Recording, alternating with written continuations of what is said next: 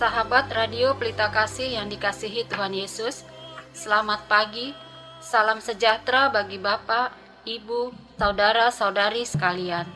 Selamat berjumpa kembali dengan pelayanan Renungan Harian Salum. Bagi Bapak Ibu, saudara-saudari yang berada di rumah maupun yang dalam perjalanan menuju tempat bekerja, Tuhan Yesus memberkati kita sekalian. Saya Sintua Nyonya Raja Gugu, Esther Borulumban Gaul, dengan sukacita akan melayani Bapak, Ibu, saudara-saudari sekalian sebagai pelayan pendamping pembawa renungan.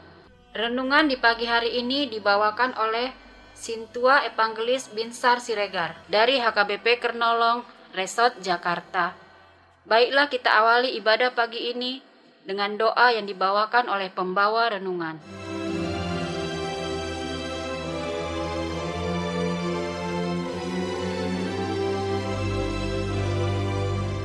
Marilah kita bersatu di dalam doa.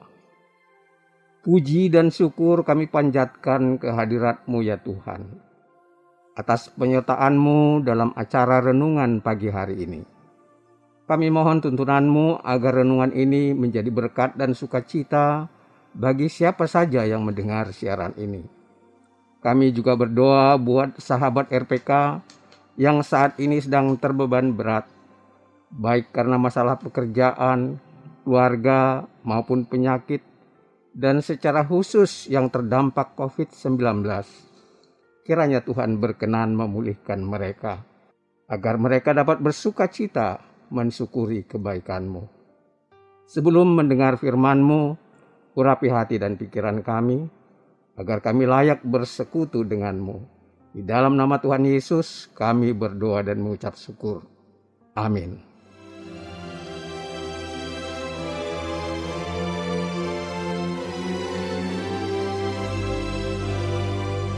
Bapak, Ibu, saudara-saudari yang dikasihi Tuhan Yesus Kristus, yang mendengarkan siaran Radio Pelita Kasih di pagi hari ini, renungan bagi kita hari ini tertulis dalam kitab 2 Samuel 11 ayat 14 sampai 21.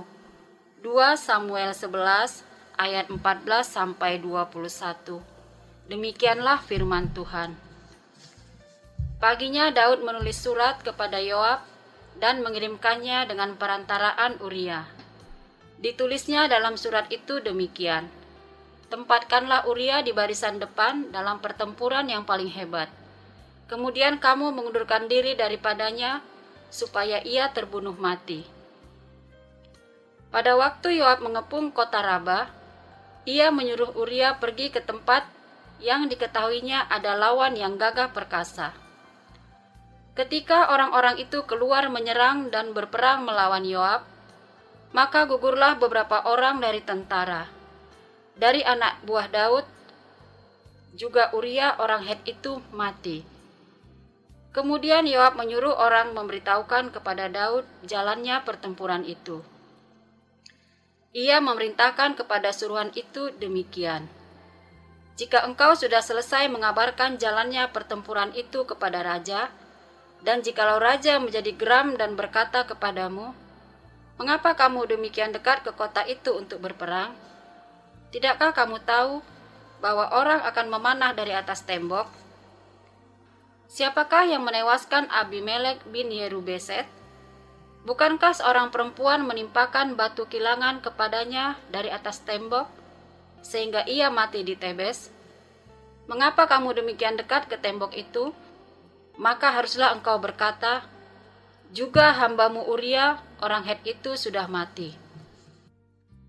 Dan sebagai ayat pembimbing bagi kita adalah ayat 15. Ditulisnya dalam surat itu demikian: tempatkanlah Uria di barisan depan dalam pertempuran yang paling hebat. Kemudian kamu mengundurkan diri daripadanya, supaya ia terbunuh mati.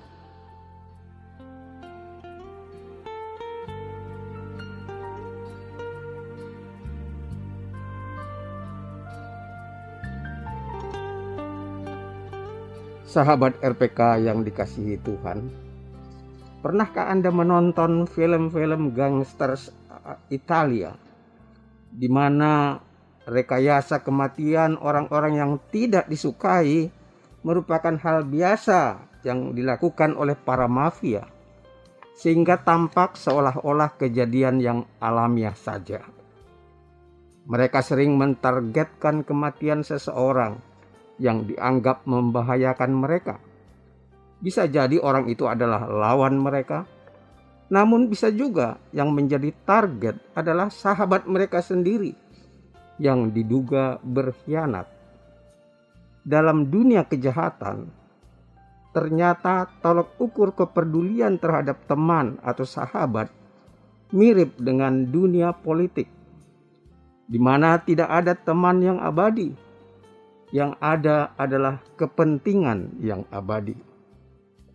Rekayasa kematian biasa mereka lakukan bukan hanya pada musuh, pada sahabat juga tega mereka lakukan ketika terjadi pertentangan kepentingan.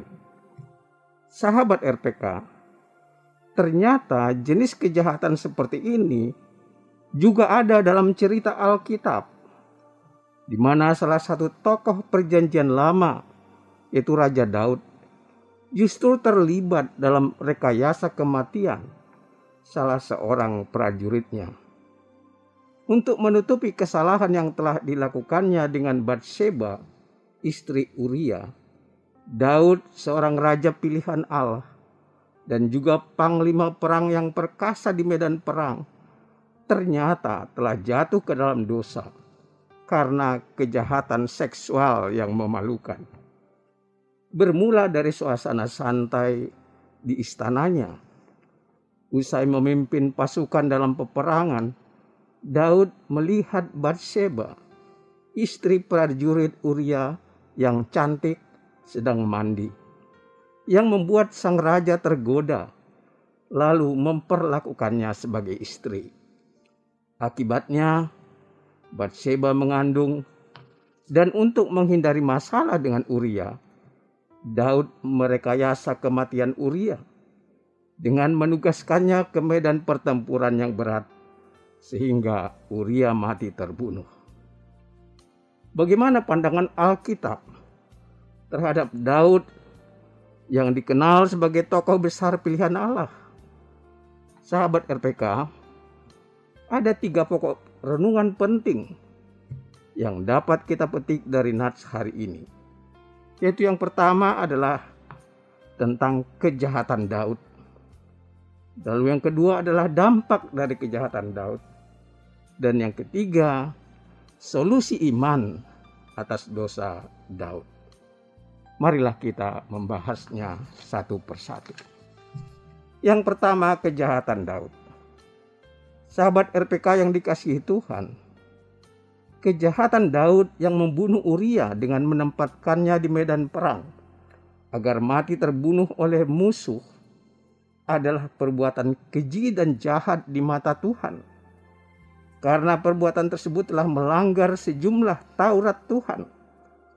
Ia telah membunuh Uria, berzina dengan Batseba, bersaksi dusta, dan mengingini serta mencuri istri orang.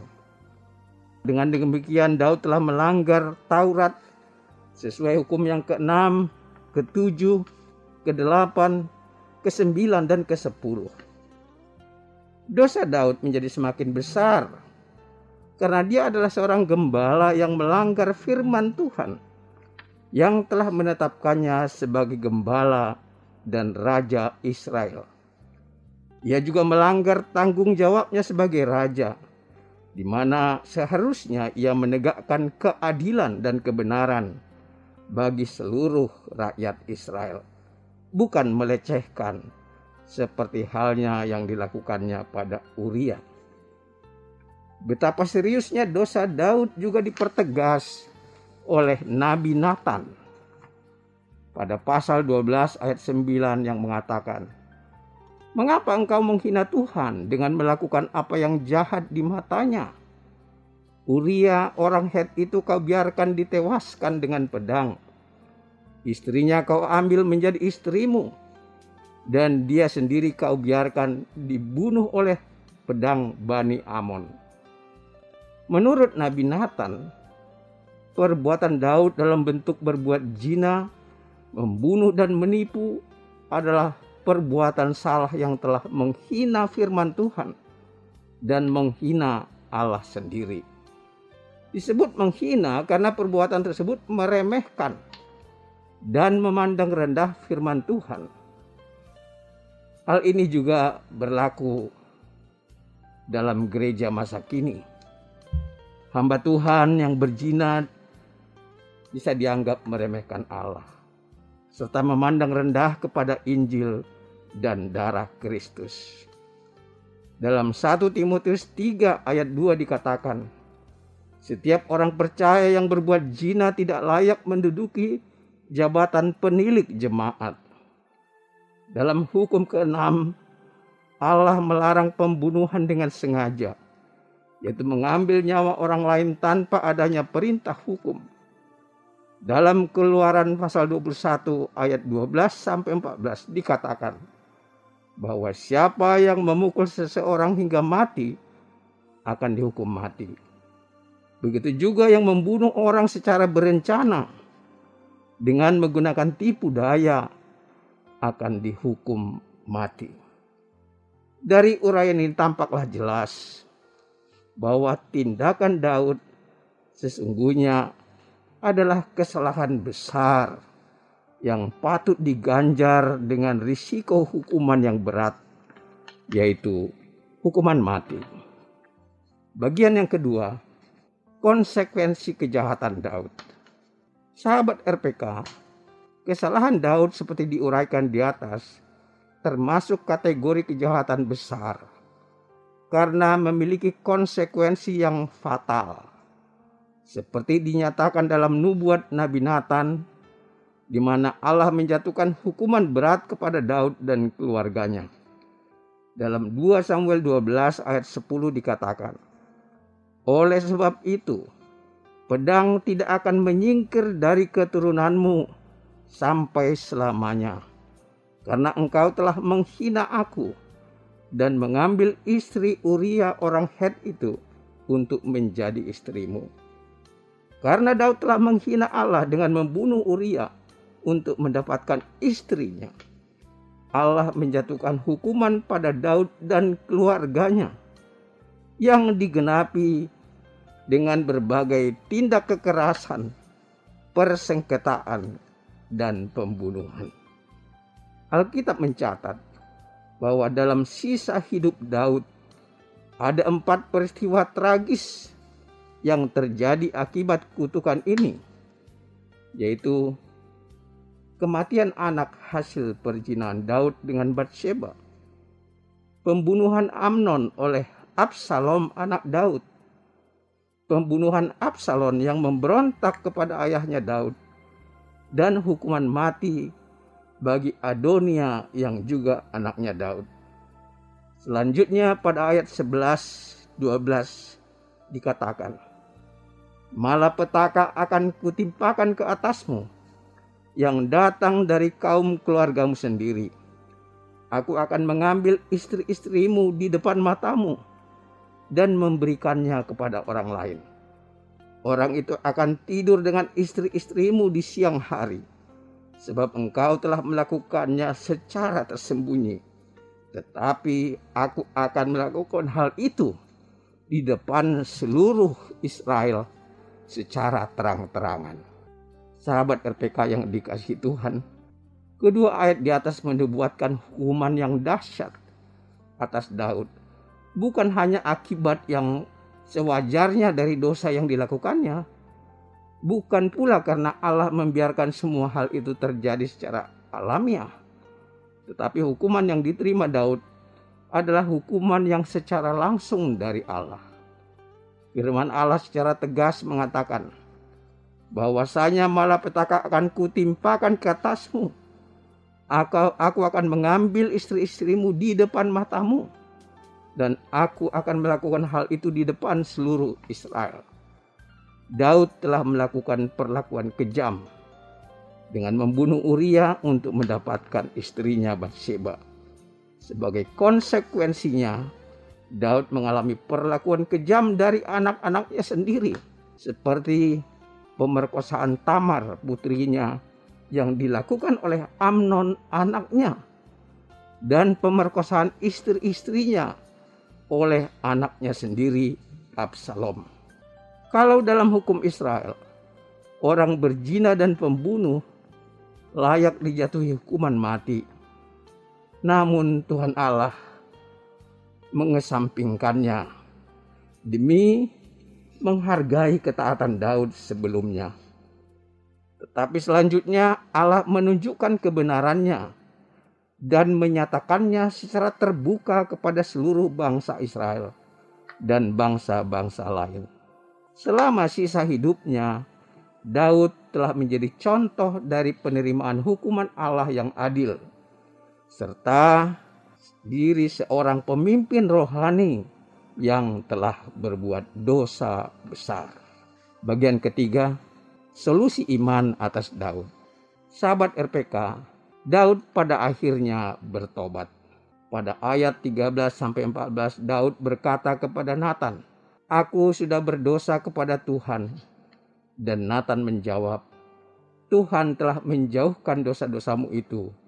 Engkau tidak akan mati. Walaupun demikian, karena engkau dengan perbuatanmu itu telah sangat menista Tuhan, pastilah anak yang lahir bagimu itu akan mati." Dosa Daud diampuni Allah dalam pengertian hukuman mati, tetapi hukuman kekal dikesampingkan. Daud telah dikembalikan kepada hubungannya dengan Allah dan beroleh keselamatan, walau reputasinya telah menjadi cemar selama-lamanya, dan dampak dosa Daud berlanjut terus sepanjang sejarah keluarganya. Pengalaman Daud setelah diampuni dan dipulihkan adalah sebuah pelajaran yang berharga, terutama bagi orang-orang yang menganggap remeh terhadap dosa sebagai sesuatu yang mudah diampuni dan dilupakan saja oleh Allah. Sebagai hamba Tuhan, marilah kita belajar dari kesalahan yang telah dilakukan Daud, agar kita tidak mengulangi dosa yang sama. Tuhan Yesus memberkati kita. Amin.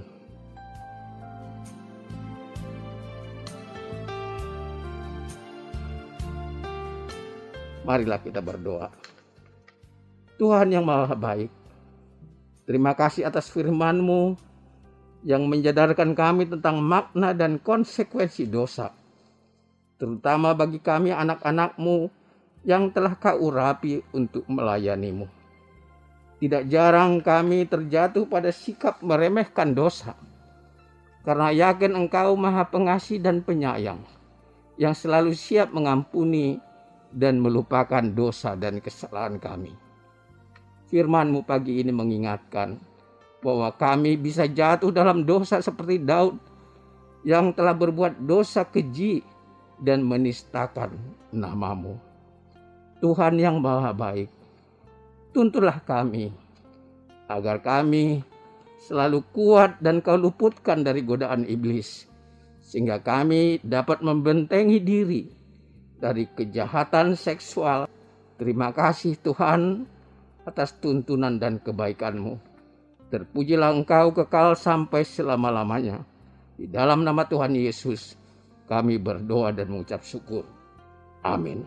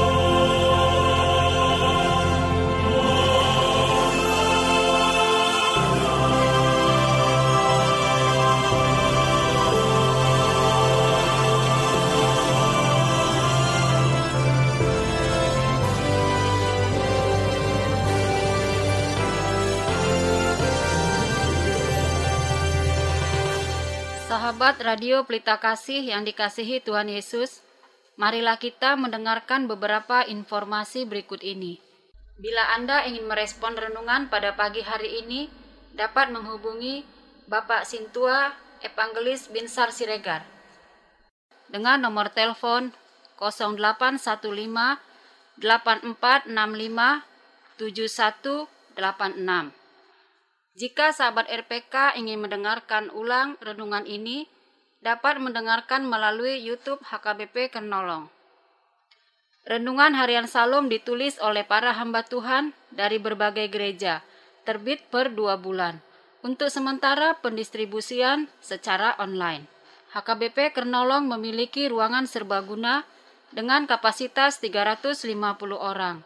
Bagi yang membutuhkan informasi, dapat menghubungi Ibu Sunurat dengan nomor telepon 021 390 9785 dan Ibu Sintua Nyonya Lumban Raja dengan nomor telepon 0821 1470 7797. Jam ibadah dan gembala. Sehubungan dengan berlakunya PPKM darurat dari tanggal 3 sampai 25 Juli 2021, ibadah dilaksanakan secara online atau live streaming dan dapat diikuti di channel YouTube HKBP Kernolong jam 9.30 WIB. Digembalakan oleh Pendeta Robert S. Pandiangan MTH, Pendeta Saat Parulian Nababan STH, dan Bibelfro Juliani Boru Tarihoran. Bagi Anda yang ingin didoakan dapat menghubungi Inang Sintua Nyonya Tampu Bolon, Hotmatiur Boru Manurung, dengan nomor telepon 0812 9087 563. Segenap pengurus renungan harian Salom menyampaikan salam kasih kepada seluruh penggemar setia dan pendukung acara ini, kepada jemaat Tuhan interdenominasi dan seluruh jemaat HKBP dimanapun berada. Dan juga kami menghimbau kepada seluruh pendengar Radio Pelita Kasih agar kita senantiasa melakukan protokol kesehatan yang dianjurkan oleh pemerintah. Kiranya Tuhan Yesus senantiasa memberkati kita semua. Horas.